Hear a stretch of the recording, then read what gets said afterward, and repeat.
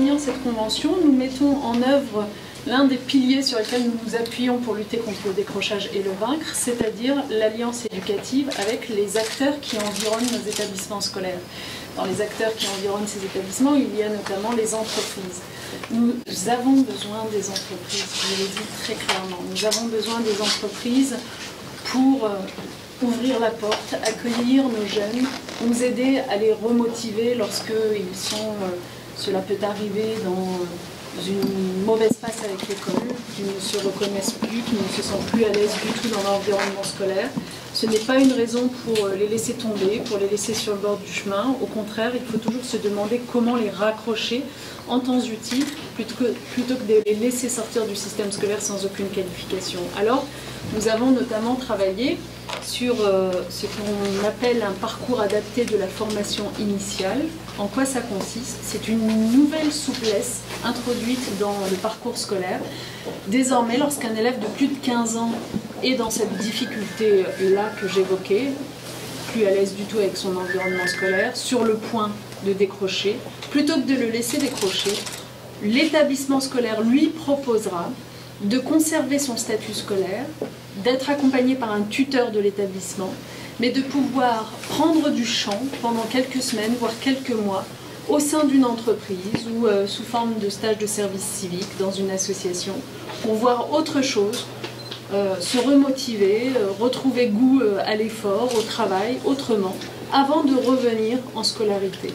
Et je crois vraiment que ce dispositif, il ne faut pas le sous-estimer parce que c'est d'une innovation, d'une modernité très importante, que c'est une façon de dire que l'école, le parcours scolaire n'est pas ce corridor qu'ont connu tous les élèves où soit on est dans le bon couloir et puis on va jusqu'au bout, on ne peut pas sortir, il n'y a pas de passerelle et quand on décroche, mais est un parcours qui peut être fait parfois de heurts. Pour autant, on vous rattrape, on vous propose autre chose et on arrive à le faire, notamment parce qu'on a des partenaires de grande qualité. Je veux remercier vraiment l'association C'est Possible parce que derrière elle, de quoi parle-t-on? On parle tout de même de 100 000 tuteurs qui, dans un grand nombre d'entreprises, s'engagent dans l'avenir, c'est notre souhait, s'engageront à pouvoir accueillir en entreprise ces jeunes, notamment dans le cadre de ce parcours aménagé de formation initiale et plus généralement de stage. Voilà, pour leur redonner cette motivation indispensable. Donc vraiment, c'est exemplaire. Je veux vous en remercier. Je vais vous laisser peut-être dire quelques mots juste pour finir sur le parcours aménagé de la formation initiale que je viens de vous décrire. Nous l'avions expérimenté l'année dernière dans un certain nombre d'académies. C'est un dispositif auquel je tiens beaucoup. Compte tenu des bons résultats qu'il a produits, à cette rentrée 2016, nous le généralisons partout sur le territoire. C'est un grand jour, Madame la Ministre, pour notre association, car je dois dire que c'est là une reconnaissance supplémentaire par rapport à ce que nous faisons chez C'est Possible depuis de nombreuses années. Et donc, nous allons signer cette convention. Nous allons apporter avec cette convention une contribution supplémentaire parmi tous les dispositifs existants, c'en est qu'une de plus, mais nous espérons, si vous voulez, qu'elle portera chance à tous ces jeunes qui sont en décrochage et en rupture avec l'école. Alors, nous intervenons dans une quinzaine de lycées avec les de Paris. Nous avons environ 70 bénévoles. Nous intervenons dans 3 axes. Le premier qui est parler de l'entreprise, ses métiers, son fonctionnement, essayer de susciter l'entrepreneuriat. Deuxième axe d'intervention, la culture, car on sait que la culture est un facteur de compréhension de l'environnement dans lequel on vit. Donc c'est un facteur d'intégration, de même que ça peut être un facteur supplémentaire de rejet éventuellement.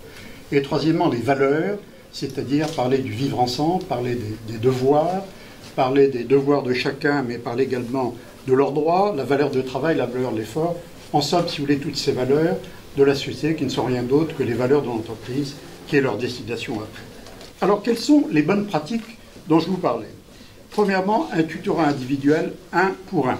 Un tuteur de C'est Possible, d'entreprise, demain matin, de la société civile, pour un décrocheur. Deuxièmement, une relation fréquente et étroite avec le jeune.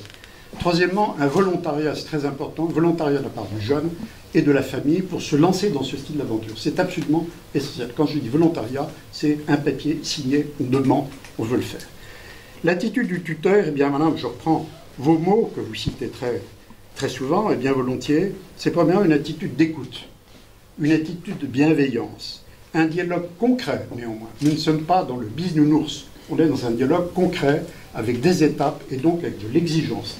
Exigence dont on disait tout à l'heure, juste titre, que les jeunes la réclament, surtout ceux qui veulent s'en sortir, et ils sont très nombreux. Et donc, au total, c'est redonner confiance, si vous voulez, à l'ensemble de ces jeunes par rapport à une perspective. Le triptyque gagnant, c'est référent du lycée, la famille et le tuteur en question qui va s'occuper de ce jeune.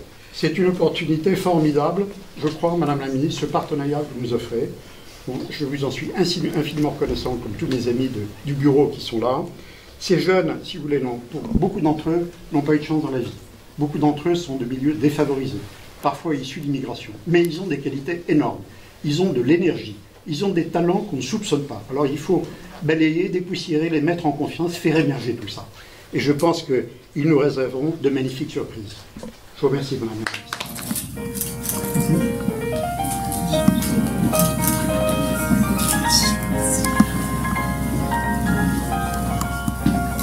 Merci.